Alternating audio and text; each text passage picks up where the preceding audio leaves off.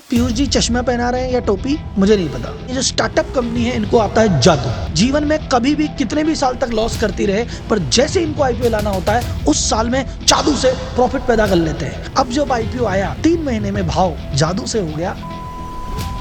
पुराने लोग तो बड़े बड़े समझदार बेच के जा रहे हैं, और जो नया इन्वेस्टर है रिटेल, सर पे कुछ लिखा है उस चक्कर में एंट्री कर लेता है। पीयूष बंसल जी बोले मैं प्रमोटर, बोले काय का प्रमोटर? प्रमोटर तो वो होता है जिसके पास 10% या उससे ज्यादा शेयर होते हैं। तुम तो प्रमोटर ही नहीं। जुलाई में प्रमोटर नहीं थे तो इन्होंने शेयर लेके प्रमोटर बन गए। अब आईपीओ तक प्रमोटर थे, आईपीओ के अगले दिन फिर प्रमोटर नहीं। जय हो जय हो जय हो। लेंसकार्ट का आईपीओ आ रहा है और सबसे ज्यादा बाजार में इस बात की चर्चा हो रही है कि भैया बिजनेस मॉडल तो बहुत बढ़िया है, कंपनी सही है, लेकिन वैल्यूएशन के नाम पे रिटेल इन्वेस्टर को लूट रही है। जब पीयूष जी शार्क टैंक के जज थे तो छोटे इन्वेस्टर को टोकते थे, अरे 10 करोड़ की वैल्यूएशन 5 में दे दो। 30-50% का डिस्काउंट तो ऐसे मांगते जैसे कोई हलवा हो। और जब बात आई है खुद के वैल्यूएशन की तो भैया मेरे सेल का 10 गुना दे दो, 235 का पी दे दो। यानी कुल मिला के वैल्यूएशन के नाम पे रिटेलर से हो रही है लूट। इसका छोटा सा एग्जांपल मैं आपको बताता हूँ। अभी 3 महीने पहले पीयूष जी ने जुलाई 2025 में 200 करोड़ का लोन लिया, और वो लोन लेके खुद की ही कंपनी के शेयर 8,500 करोड़ के भाव पे यानी 52 रुपए के हिसाब से खरीद लिए। और मात्र 3 महीने में जब बेचने की बारी आई है रिटेल इन्वेस्टर को तो वह भाव हो गया 70,000 करोड़। यानी 3 महीने में खुद का पैसा 8 गुना कर लिया है। 52 रुपए की चीज 402 रुपए। ये तो वही स्टार्टअप की प्राइवेट से उठाओ पब्लिक को टिकाओ योजना हो गई, और इस योजना के बारे में डिटेल में समझेंगे इस वीडियो में। लेकिन एक बात मैं क्लियर कर दूं, जितना भी नेगेटिव बिल्डअप है ये वैल्यूएशन के अराउंड है। As a business model wise company ठीक है, ग्रोथ ठीक है, तो हम सिर्फ नेगेटिव की बात नहीं करेंगे, नेगेटिव पॉजिटिव दोनों पक्ष पे चर्चा करेंगे। लेंसकार्ट ने आईवीआर सेक्टर में क्या बदलाव लाया, कैसे मार्केट लीडर बना, इसकी स्ट्रेंथ क्या है, इसके आगे अपॉर्चुनिटी क्या है, ये सारी पॉजिटिव बातें भी करेंगे। और साथ में ये भी देखेंगे इनकी वीकनेस क्या है, इनकी कमजोरी क्या है, ये जो इतनी हाई वैल्यूएशन मांग रहे हैं इसके पीछे का आधार क्या है, और ये प्राइवेट से उठाओ पब्लिक को टिकाओ योजना क्या होती है और इसका क्या फर्क पड़ता है आम आदमी पे, इस पे बात करेंगे। और सबसे इंपॉर्टेंट बात, इस आईपीओ में पैसा लगाना भी है कि नहीं, लिस्टिंग गेन के लिए अप्लाई कर दें या लॉन्ग टर्म के लिए इन्वेस्ट करें, किस टाइप के लोग को करना है, किस टाइप के लोगों को नहीं करना, सब बताएगा आपका भाई राहुल। ये क्या जोमेटो के जैसे आपको मौका देगी या पेटीएम के जैसे धोखा देगी, ये बताऊंगा, और 10 में से नंबर भी दूंगा इस पूरे आईपीओ को। तो आइए इस चश्मे की कंपनी को इन्वेस्टर की नजर से देखते हैं, क्योंकि इस चैनल पे हम फाइनेंस के कॉम्प्लेक्स कॉन्सेप्ट को देसी भाषा में समझाते हैं और एक आम आदमी को स्मार्ट इन्वेस्टर बनाते हैं। तो चैनल को भैया सब्सक्राइब कर लेना, ऐसे आईपीओ रिव्यू आते रहेंगे। तो जनता जनार्दन की जय बोल के करते हैं वीडियो की शुरुआत।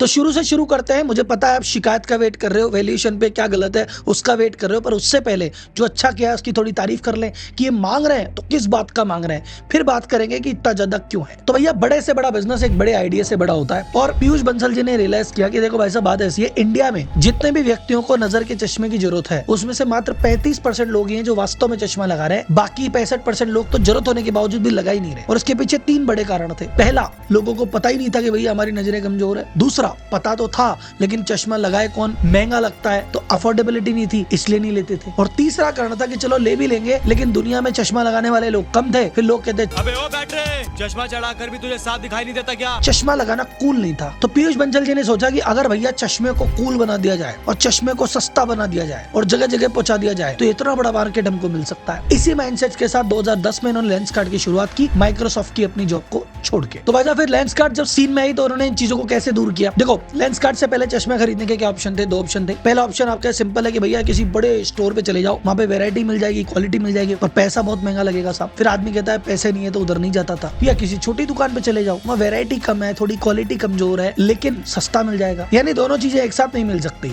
जिसको क्वालिटी वैरायटी चाहिए उस पैसे देने पड़ेंगे, और जो पैसे नहीं दे सकता वो इससे समझौता करना पड़ेगा। लेंसकार्ट ने कहा मैं बीच में आ जाता हूँ साहब, तो मैं क्वालिटी दे दूंगा, वैरायटी भी दे दूंगा और सस्ते में भी दे दूंगा। तो अफोर्डेबिलिटी आई तो लोग चश्मा लेने लगे। सेकंड बात आती है एक्सेसिबिलिटी। इन्होंने कहा भैया देखो 2700 से ज्यादा तो स्टोर खोल दिए हैं और ऑनलाइन पे सारी चीजें अवेलेबल है और दुनिया भर की मार्केटिंग करते हैं, तो दुनिया को पता भी चल रहा है चश्मे के बारे में और एक्सेस भी घर घर हो गई है। तो ऐसे करके चश्मे को घर घर पहुंचा दिया साहब, और फ्री आई चेकअप की फैसिलिटी दे रखी है, तो उसके चक्कर में और लोगों का अवेयरनेस आ गई यार हमारी आंखें कमजोर है हम भी ले लेते हैं। तीसरी इंपॉर्टेंट चीज की चश्मा मेडिकल इक्विपमेंट है कि डॉक्टर बताता है तब आदमी लगाता है और उसमें ज्यादा ऑप्शन नहीं होते। अब उन्होंने चश्मे के नए नए डिजाइन बना के सेलिब्रिटी हायर करके चश्मे को कूल कर दिया कि चश्मा कूल है साहब, और तुमको अगर नजर कमजोर नहीं है तो भी कूल लगने के लिए चश्मे लगाओ। तो इस चक्कर में इन्होंने चश्मे का पेनिट्रेशन काफी हद तक बढ़ा दिया। तो इनके आने के बाद से आईवीआर मार्केट में काफी बूम हुआ है, काफी अवेयरनेस मिली है, ये चीज इनके फेवर में जाती है। अब इनकी कंपनी की कुछ स्ट्रेंथ क्या है इस पे बात कर लेते हैं और फिर आएंगे उस टॉपिक पे जिसका आप इंतजार कर रहे हो, वैल्यूएशन। पहली स्ट्रेंथ लेंसकार्ट की सिंपल सी है, D2C कंपनी है, इसलिए इसको बच्चा बच्चा जानता है। चश्मे के अगर मैं पूछूंगा आपको चश्मा लेना है साहब कहां से ले, तो पहला दिमाग में जो आपके थॉट आएगा लेंसकार्ट से ले लेते हैं। तो चाहे ऑनलाइन दुनिया हो या ऑफलाइन दुनिया हो, चाहे शहर हो या Tier 1 Tier 2 सिटी, इन्होंने अपने आप को एक फेमस तो कर दिया है कि चश्मे का मतलब लेंसकार्ट। तो ब्रांड इक्विटी इंपॉर्टेंट है और ऑर्गेनाइज मार्केट का 25% शेयर इनके पास है, जो कि इनकी स्ट्रेंथ है। सेकंड इनकी जो स्ट्रेंथ है, इनका इंटीग्रेटेड बिजनेस मॉडल है, यानी ये सारा काम खुद ही कर लेते हैं। डिजाइन भी हम कर लेते हैं, मैन्युफैक्चरिंग भी हम कर लेते हैं, नजर के चश्मे भी दे देते हैं, फैशन के चश्मे भी दे देते हैं, कॉन्टेक्ट लेंस भी दे देते हैं, आई टेस्ट भी कर लेते हैं, यानी आंखों से रिलेटेड कुछ भी काम हो एंड टू एंड ये कर लेते हैं। इनकी दूसरी स्ट्रेंथ है, किसी और पार्टी पे इनको डिपेंड रहने की जरूरत नहीं है। तीसरी चीज कॉस्ट कंट्रोल। देखो इनका मार्जिन बहुत ज्यादा है और कस्टमर को चीज भी सस्ती मिल रही है और ये भी कमा रहे हैं। कैसे हो सकता है? चश्मे के मार्केट में क्या है, छोटी छोटी दुकान है, बहुत सारे चश्मे के वेंडर अलग हैं, फ्रेम के वेंडर अलग हैं, लेंस के वेंडर अलग हैं, फिर इनको बनाने वाले अलग हैं, फिर इनकी मैनुअल फिटिंग होती है। तो इन सभी चक्कर में सबका मार्जिन ऐड हो जाता था, चीजें कॉम्प्लेक्स होती थी और चीजें कस्टमर को महंगी मिलती थी। लेंसकार्ट के पास है 2 मेगा फैक्ट्री, एक है भिवाड़ी में, एक है गुड़गांव में। आप पूरे कहीं पे भी लेंसकार्ट को ऑर्डर दो, ये दोनों फैक्ट्रियों के पास ऑर्डर आता है और वहां फैक्ट्री मशीन से सारा काम कर देती है। तो पहली चीज जो डिले होती थी कि 5 दिन में चश्मा मिलेगा, 7 दिन में मिलेगा, वो नहीं होता। 40 से ज्यादा सिटी में तो ये 1 दिन में चश्मा डिलीवर कर देते हैं। मशीनों से काम करते हैं तो इनका बल्क प्रोडक्शन हो जाता है, कॉस्टिंग सही होती है। ये सब एक साथ माल मंगाते हैं तो इनकी रॉ मटेरियल की कॉस्ट सही हो जाती है। प्लस टेक्नोलॉजी इंटीग्रेटेड है तो स्टॉक में वेस्टेज कम होता है। सभी चक्कर में इनकी खुद की कॉस्टिंग कम हो गई, डिले कम हो गई और कस्टमर के पास चीज जल्दी मिलने लग गई कम दाम में। फिर इनके खुद के इन्होंने इन हाउस ब्रांड है, जैसे विंसेंट चेस करके, जॉन जैकब करके, ऐसे 14 से ज्यादा इन हाउस ब्रांड है जहां पे इनका मार्जिन हैवी रहता है। तो इनकी कंपनी का जो टोटल मार्जिन है जीपी 70% के आसपास है। इनके पास ओमनी चैनल भी है, यानी ऑनलाइन भी इनकी प्रेजेंस है और ऑफलाइन भी 2700 से ज्यादा स्टोर है, जिससे इनके पास हर तरह का कस्टमर आ जाता है। वास्ट डिस्ट्रीब्यूशन चैनल है, इतना बड़ा इंडिया में किसी का भी नहीं है। सेकंड नंबर पे आता है टाइटन आई, जिसके 700 स्टोर है, यानी उनसे 3 गुने से भी ज्यादा स्टोर इनके पास है। नेक्स्ट इनकी स्ट्रेंथ है इंटरनेशनल एक्सपेंशन। इनके 2700 से ज्यादा स्टोर है, तो उसमें से इंडिया में है 2067 स्टोर और बाकी जो आपके 656 स्टोर है वो आउटसाइड इंडिया है। तो वहां पे टोटल 25% स्टोर है पर 40% रेवेन्यू वहीं से आ रहा है। अब ये मत सोचना हमने ऑर्गेनिकली धीरे धीरे करके एक एक कंट्री में जाके रेवेन्यू बढ़ाया, नहीं। जापान की एक कंपनी थी ओनडेस करके, उनको उन्होंने एक्वायर किया 3-3.5 हजार करोड़ में और ये उन्हीं का रेवेन्यू और बना बनाया धंधा इनकी बैलेंस शीट में ऐड हो गया। प्लस ये एक चीज क्लेम करते हैं, इस पे भी सवाल करेंगे, आगे सवाल उठाएंगे कि हम लॉस में थे लेकिन अब प्रॉफिट में आ गए हैं। कैसे आ गए हैं, क्या आ गए हैं, करेंगे बात। अभी वैल्यूएशन मांग रहा है 70,000 करोड़ का, तो इसके पीछे आधार क्या है कि अभी तो कंपनी तो छोटी सी है, इतने ज्यादा पैसे कैसे? तो ये बोलते हैं हमारे आगे अपॉर्चुनिटी बहुत बड़ी है। पहली अपॉर्चुनिटी ये है कि भैया धीरे धीरे देखो भारत में बूढ़ों की पॉपुलेशन बढ़ रही है तो उनको चश्मे की जरूरत पड़ेगी। यंग जो पर्सन है वो मोबाइल में लैपटॉप में लगा रहता है, नींद उसकी अधूरी रहती है, उसको चश्मे की जरूरत पड़ेगी। पॉल्यूशन से आंखों पर वैसे इंपैक्ट पड़ रहा है, तो धीरे धीरे चश्मे की डिमांड नेचुरली बढ़ने ही वाली है। प्लस ये योलो और ट्रेवल के चक्कर में भी आदमी बहुत ज्यादा स्टाइलिश चश्मे लेंगे, तो ओवरऑल हमारी डिमांड बढ़ती हुई है। सेकंड ये कह रहे हैं हम एक तरह की मोनोपोली, हमारे जैसा कोई दूसरा बड़ा प्लेयर इंडिया में है ही नहीं। टाइटन आई प्लस है लेकिन उसके पास मार्केट शेयर 5% है, हमारे पास शेयर 25% है। उनके पास 700 स्टोर है, हमारे पास 2000 स्टोर है, तो उनसे तो हम कहीं गुना बढ़े हैं, वो हमसे क्या ही कम्पीट कर लेगा। तो एक तरह से ऑर्गेनाइज मार्केट के हम इकलौते प्लेयर है, इसलिए हमारी वैल्यूएशन बनती है। और चौथा कहते हैं कि साहब देखो इंडिया में हो सकता है मार्केट लिमिटेड हो, लेकिन फॉरेन में तो मार्केट अनलिमिटेड है, हम तो वहां एक्सपेंड करेंगे, वहां से रेवेन्यू लेके आएंगे। ये इनकी अपॉर्चुनिटी है। अब आते हैं सबसे इंपॉर्टेंट फैक्टर पे जिसकी बात हो रही है और जो सबसे कंट्रोवर्शियल फैक्टर है, इनकी वैल्यूएशन और इनके फाइनेंशियल्स। कंपनी की सेल थी 2023 में 3,927 करोड़ और उस समय कंपनी कर रही थी 63 करोड़ रुपए का शुद्ध लॉस। स्टार्टअप है यार, लॉस ही करेगा और क्या करेगा। 2024 में इनकी सेल बढ़ के हो गई 5,609 करोड़ रुपए, 43% की दमदार ग्रोथ, लेकिन प्रॉफिट अभी भी नहीं था, अभी था 10 करोड़ रुपए का लॉस। अब एक बात तो आप सब मानोगे यहाँ पे कि ये जो स्टार्टअप कंपनी है इनको आता है जादू। ये जीवन में कभी भी कितने भी साल तक लॉस करती रहे, पर जैसे इनको आईपीओ लाना होता है उस साल में जादू से प्रॉफिट पैदा कर लेते हैं। तो वो जब भी आईपीओ की डेट आई तो 2025 में जादू से प्रॉफिट आ गया 297 करोड़ का। रेवेन्यू इनका बढ़ के 7,009 करोड़ हो गया, यानी 25% की ग्रोथ। गौर से देखो तो सेल टूटी है, आपकी पहले 43% की ग्रोथ थी, अब 25 की रह गई है, ग्रोथ टूटी है, लेकिन प्रॉफिट जादू से प्रकट हो गया। इस जादू की छोटी ट्रिक जो है वो सुनो। टोटल प्रॉफिट है 297 करोड़ रुपए का, उसमें 167 करोड़ रुपए की वन टाइम एंट्री है। वो ऐसा नहीं रेगुलर प्रॉफिट नहीं है, हर साल नहीं आएगा, वन टाइम है, नॉन ऑपरेटिव है, नॉन कैश है, बस एक एंट्री है 167 की जिससे ऊपर चला गया। वैसे एक्चुअल तो 130 करोड़ का ही प्रॉफिट है। ये जादू देख के मजा आया? एक और जादू दिखा दे, इससे बड़ा जादू दिखाते हैं। जुलाई 2025 में, आज के 3 महीने पहले, पीयूष बंसल जी के पास मात्र 5.17% ही शेयर थे। तो जब सेबी में आईपीओ फाइल करना था तो इन्होंने कहा भाई, बोले मैं प्रमोटर, बोले काय का प्रमोटर? प्रमोटर तो वो होता है जिसके पास 10% या उससे ज्यादा शेयर होते हैं, तुम तो प्रमोटर ही नहीं। तो बात भी इसमें ये हुई होगी कि अरे भाई साहब, जब आईपीओ आएगा बोलेंगे लेंसकार्ट का आईपीओ आया, पीयूष जी प्रमोटर ही नहीं है। तो बोले नहीं यार, प्रमोटर तो होना बनता है, तो मैं प्रमोटर बनूंगा, मेरा शेयर 10% से ऊपर जाना चाहिए। तो इन्होंने अपने जो पुराने इन्वेस्टर से उनसे कहा कि भैया मुझे कुछ अपने शेयर बेच दो, मैं शेयर ले लेता हूँ। तो उस समय इन्होंने शेयर लिया, शेयर का भाव लगा 52 रुपये। कंपनी की वैल्यूएशन थी 8,500 करोड़ रुपए, और 52 रुपए के हिसाब से इन्होंने 4 करोड़ 27 लाख शेयर खरीद लिए। कितने के हुए? 200 करोड़ समथिंग के। वो 200 करोड़ कहाँ से आए? लोन ले लिया। तो 200 करोड़ का लोन लिया और एग्जिस्टिंग लोगों से 52 रुपए के हिसाब से 8,500 करोड़ की वैल्यूएशन से शेयर ले लिया। 10.17% शेयर हो गए, प्रमोटर हो गए, आईपीओ फाइल हो गया। अब जब आईपीओ आया वैल्यूएशन में कि भैया अब ये तो बाजार में बिकेगा, जनता लेगी, किस भाव पे? तो 3 महीने में भाव जादू से हो गया 70,000 करोड़। 52 रुपए का शेयर लिया था, अब ये बेच रहे हैं 402 रुपए में, यानी 800% की ग्रोथ, सीधी सीधी मुनाफा। आप बोलेंगे राव जी तो इसमें क्या हो गया? तो जरूरी था ना, उसको प्रमोटर बनना था, लेना जरूरी था, प्रमोटर तो होना ही चाहिए। वेरी गुड, आपकी बात सही है। लेकिन वो 3 महीने बाद जो ओएफएस हो रहा है ना, इस ओएफएस में ये इन्होंने जो 4 करोड़ 27 लाख शेयर अभी खरीदे थे ना जुलाई में, उसमें से 2 करोड़ शेयर ये अभी बेच रहे हैं 402 के भाव से। और अगर 2% शेयर जब बेच देंगे तो ये वापस प्रमोटर नहीं रह जाएंगे, इनका शेयर वापस आ जाएगा 8.78। यानी जुलाई में प्रमोटर नहीं थे तो इन्होंने शेयर लेके प्रमोटर बन गए। अब आईपीओ तक प्रमोटर थे, आईपीओ के अगले दिन ये फिर प्रमोटर नहीं है। जय हो, जय हो, जय हो। तो पीयूष बंसल जी, आप चश्मा पहनाते पहनाते टोपी पहनाने लग गए, ऐसा लग रहा है इन्वेस्टर को, मैं तो नहीं कह रहा। अब आपको तीसरा जादू दिखाते हैं, इनकी वैल्यूएशन को डिकोड कर दे साहब। इनकी वैल्यूएशन क्या है, ध्यान से सुनना। ये कह रहे हैं साहब 70,000 करोड़ मेरी वैल्यूएशन है, 297 करोड़ का मेरा प्रॉफिट है, रेवेन्यू है लगभग 7,000 करोड़ का। यानी 7,000 करोड़ के रेवेन्यू पे 70,000 करोड़ मांग रहे हैं, यानी अपनी सेल का 10 गुना। ठीक, प्रॉफिट इनका 297 करोड़ है, उसमें मैंने बताया आपको 197, 167 कहाँ से आया है, उसको हटा दूं तो 130 ही रह जाता है। लेकिन चलो इनकी बात मान लो, 297 मान लो, उस हिसाब से जो पी रेशो आता है वो निकलता है 235। अब इसको कंपेयर करते हैं बाकी कॉम्पिटिटर से। तो सबसे पहले जो चश्मे की दुनिया का किंग खान है वो है एसएलआर लग्जर्टिका। वो बनाता है रेबन, वो बनाता है ओकले, वो लाइसेंस मेकर है प्राडा के चश्मे का, शैनेल के चश्मे का, उसके खुद के स्टोर है। वो लेंस का डोमिनेंट लीडर है पूरे वर्ल्ड में, लेंस मार्केट को लीड करता है पूरे वर्ल्ड में। हाई मार्जिन बिजनेस है, 30 बिलियन की सेल करता है, 4 बिलियन का प्रॉफिट करता है, यानी प्रॉफिट है 32,000 करोड़ का। उसका जीपी भी है 65% का।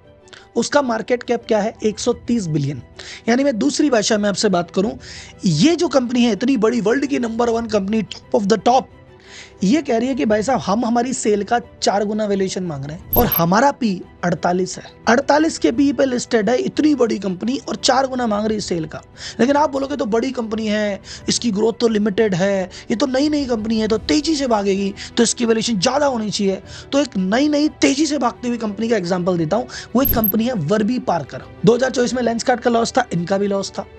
2025 में जो लेंसकार्ट का रेवेन्यू उससे ज्यादा रेवेन्यू किया है, और थोड़ा सा प्रॉफिट जैसे इनका है उनका भी थोड़ा सा प्रॉफिट है, एग्जैक्टली कंपेरेबल है। इस कंपनी का ये भी स्टार्टअप है, ये भी तेजी से ग्रो कर रही है, ये भी लॉस में थी, ये भी प्रॉफिट में है, ऑलमोस्ट सब कुछ सेम। इनकी वैल्यूएशन है इनके सेल का मात्र 3.5। अब आप बोलोगे सर ये वर्बी पार्कर चलो बाहर की कंपनी है, लग्जर्टिका बाहर की कंपनी है, देश की कंपनी पे आ जाते हैं। टाइटन आई प्लस, इनके भी 700 से ज्यादा स्टोर है, ये भी रिटेल पे काम करते हैं, ये भी प्रॉफिट कमाते हैं, बल्कि उनसे तो कहीं ज्यादा प्रॉफिट कमाते हैं। इनका जो सेल्स मल्टीपल है वो है 5 गुना, और इनका जो पी चल रहा है वो चल रहा है 80।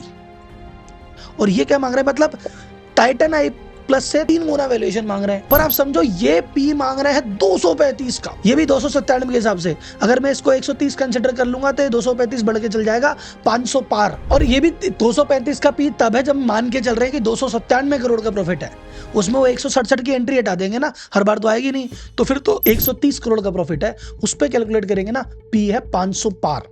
यानी टाइटन आई बोल रही है 80, ये बोल रहे हैं 500। बताओ साहब। और इन्होंने एज अ जज शार्क टैंक में क्या किया था आप सब जानते हो कि भाई साहब अरे नहीं 10 करोड़ बहुत ज्यादा है, इतना थोड़ी मांगते हैं, अरे नहीं सादा करो, कम करो, डिस्काउंट लो।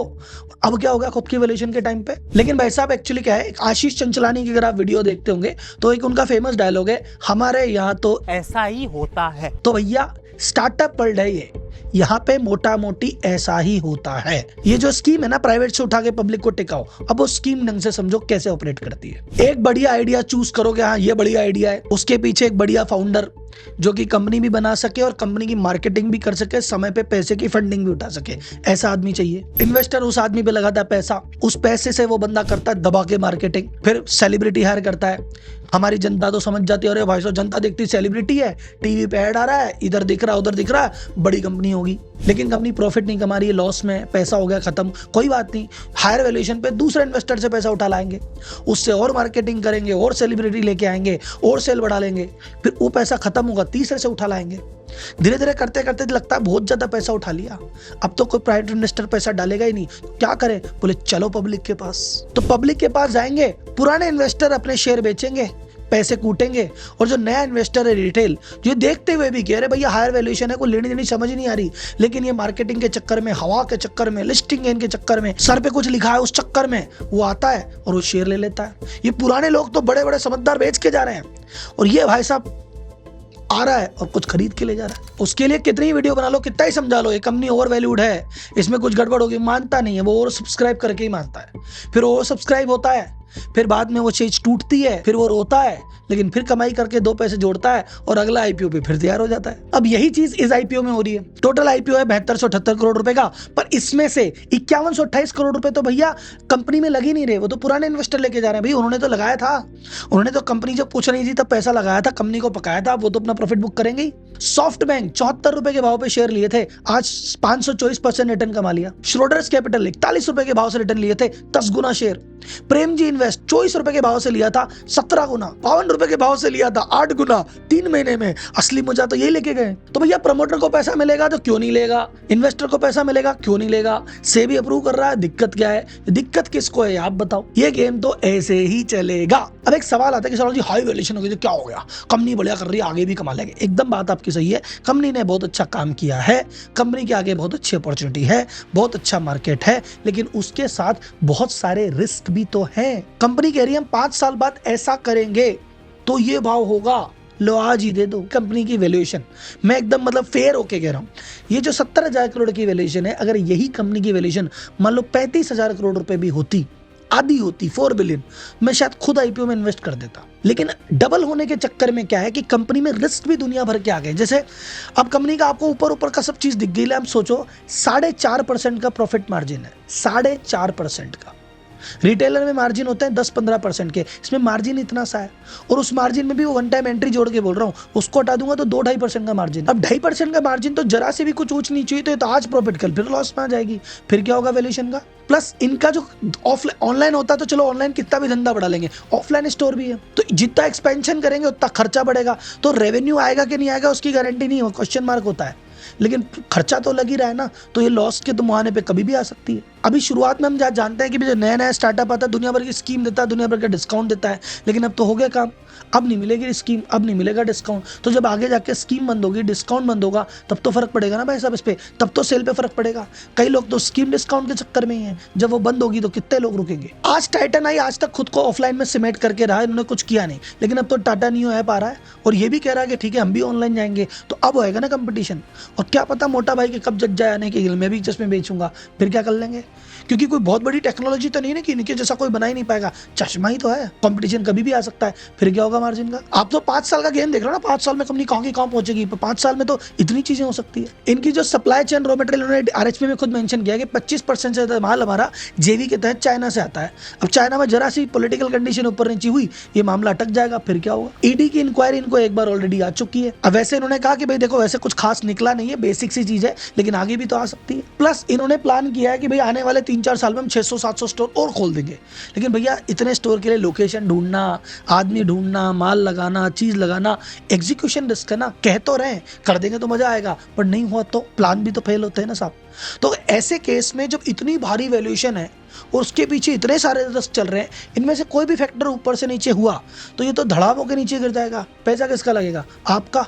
शुरुआती इन्वेस्टर ने तो कर लिया गेम, पीयूष जी तो ऑफिशियली प्रमोटर भी नहीं रहे। प्लस मैक्रो इकोनॉमिक गेम, भाई चश्मा कैसी चीज है? चश्मा इमरजेंसी या नेसेसिटी नहीं है कि चाहिए चाहिए, ये तो फ्री की चीज। ठीक है यार, अगर इनकम कम हो जाएगी तो आदमी बोलेगा मत ले चश्मे यार। ऐसा तो नहीं, दवाई तो नहीं है कि लेनी ही पड़ेगी, कपड़े तो नहीं है लेने ही पड़ेंगे, ये तो चश्मा है। कुल मिला के भैया सारी चीजों के को फाइनल करते हैं, कंक्लूड करते हैं और मैं देता हूँ मेरा फाइनल वर्डिक्ट।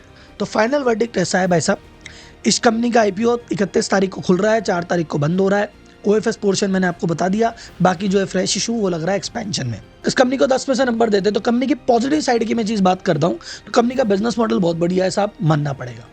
कंपनी आज की डेट में नंबर 1 ब्रांड है इंडिया का, मानना पड़ेगा। कंपनी के आगे बहुत बड़ी अपॉर्चुनिटी है, मानना पड़ेगा। कंपनी ने आज तक बहुत बढ़िया काम करके दिखाया, मानना पड़ेगा। इन सभी चीज़ों को देखते हुए कंपनी को मैं 10 में से 6 नंबर देता हूँ। अब 4 नंबर किस बात के काटता हूँ सुन लो। पहली बात, 4 में से मैं बोला 4 में से मैं 4 के 4 नंबर ही जिस बात के काट रहा हूँ वो काट रहा हूँ वैल्यूएशन के, कि भैया वैल्यूएशन इतनी भारी है, इतनी हैवी है कि जो भविष्य में कमाओगे, जो कंपनी को एक लेवल पे लेके जाओगे, वो सारा प्रॉफिट आज ही निचोड़ के आपने ले लिया है। यही वैल्यूएशन 8 बिलियन की जगह अगर ये 4 बिलियन होती तो ये एक अट्रैक्टिव अपॉर्चुनिटी होती। मैं आज के लिए पॉजिटिव वीडियो बना रहा होता, तालियां बजा रहा होता, शायद खुद भी पैसा लगा रहा होता, क्योंकि 4 बिलियन तो कभी भी आ सकती है। अगर 4 बिलियन पे शेयर लाते और उसको धीरे धीरे 8 ले जाते तो मजा आता, इन्वेस्टर भी कमाता, रिटेलर भी कमाता, दुआएं भी मिलती। लेकिन जब आपने पूरा ही शुरुआत में खींच लिया तो अब यहाँ 8 बिलियन से 16 बिलियन जाने में कितने साल लगेंगे वो एक इशू है। इसलिए इसको मैं लॉन्ग टर्म चीज़ नहीं मानता। तो आप में से कोई व्यक्ति बोलता है सर मैं क्या करें, तो अगर आप लिस्टिंग गेन के वो हो कि भाई मैं तो सुबह लेके शाम बेच दूंगा, लिस्टिंग गेन चाहिए, तो और आपको लग रहा है सभी LG ने भी खूब कमा के दिया, अर्बन कंपनी ने भी कमा के दिया, हो सकता है यहाँ भी कुछ मिल जाए, बाजार में हवा तो है, तो 20-25% का ग्रे मार्केट प्रीमियम चल रहा है, तो हो सकता है कि इस आपाधापी में आपको ग्रे मार्केट प्रीमियम थोड़ा बहुत मिल जाए। लेकिन अब जिस तरह से नेगेटिविटी चल रही है, लोग बाग वैल्यूएशन पे सवाल उठा रहे हैं, तो उस पर भी एक बहुत बड़ा क्वेश्चन मार्क है। तो लिस्टिंग गेन 50-50 है, आ भी सकता है नहीं भी आ सकता, लेकिन 20-25% का हायर साइड पे है और लोअर साइड पे कुछ भी हो सकता है। लेकिन बात करें लॉन्ग टर्म की, इसे को लेके रख लूँ क्या, एक बार लेके रख लूँ 3 साल में 5 गुना 10 गुना हो जाएगा, तो वो संभावना अभी नहीं दिखती, क्योंकि जो 5 गुना 10 गुना होना चाहिए था वो तो ये आज ही पहले दिन करके बैठ गए साहब। तो लॉन्ग टर्म इन्वेस्टर के लिए मैं इसको सजेस्ट नहीं करता। Short term investor listing gain के लिए करना चाहता है, 50-50 चांस है, कुछ हो भी सकता है कुछ नहीं भी हो सकता, आपका मन है करके देख लो। बाकी मैं कोई सेबी रजिस्टर्ड रिसर्च एनालिस्ट तो हूँ नहीं कि मैं आपको बताऊँ आपको क्या करना चाहिए क्या नहीं करना चाहिए। मेरी जो ओपिनियन है, मैंने जो देखा, मुझे जो लगा, मैंने आपको शेयर कर दिया। आप इस बेसिस पे RHP का डॉक्यूमेंट पढ़ो, फाउंडर्स के इंटरव्यू देखो, बाकी एनालिस्ट के रिजल्ट देखो, अपना दिमाग लगाओ, क्योंकि आपका पैसा है, डिसीजन आपका होना चाहिए। मेरी बातों से इन्फ्लुएंस मत होना। अगर आपको लगता है कि मैंने इस कंपनी का होलिस्टिक IPO रिव्यू किया है, अंदर बाहर सारी चीजें डिस्कस की है और आपको इस तरह के IPO रिव्यू देखने में मजा आता है, तो चैनल को सब्सक्राइब कर लेना, क्योंकि अभी IPO रिव्यू आते रहेंगे जैसे जैसे। और स्टार्टअप IPO के रिव्यू तो मेरे वैसे ही फेवरेट है, तो जब भी आएगा आपका भाई जरूर वीडियो लेके आएगा। तो कि वीडियो कैसी लगी मुझे कमेंट बॉक्स में बताना, आप इन्वेस्ट कर रहे हो कि नहीं कर रहे हो कमेंट बॉक्स में बताना, और अब मिलते हैं अगली वीडियो के साथ। तब तक के लिए धन्यवाद, जय हिंद।